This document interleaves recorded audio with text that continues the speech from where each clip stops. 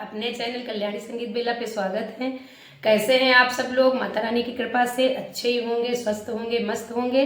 और बहन, ये नया साल आप बहनों की जिंदगी में नई नई खुशियों की सौगात लेके आए। राधे राधे। और आज आप सभी बहनों को हम सोहर सुनाने जा रहे हैं, तो आइएगा सोहर का आनंद लीजिएगा।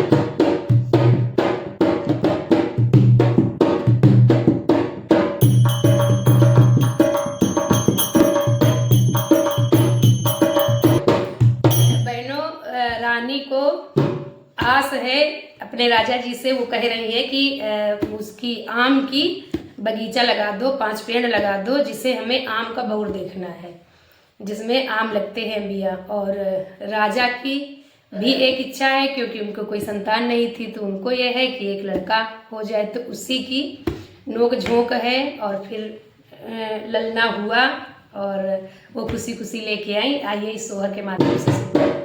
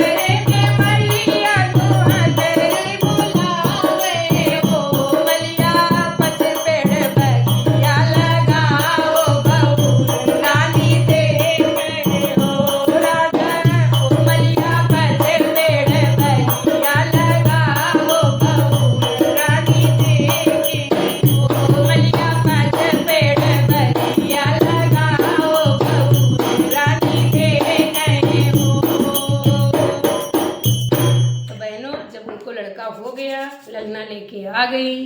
तब उन राजा ने सोचा कि चलो अब बगिया लगा ही देते हैं। फिर उन्होंने आम के पेड़ लगवाए रानी के लिए। राधे राधे।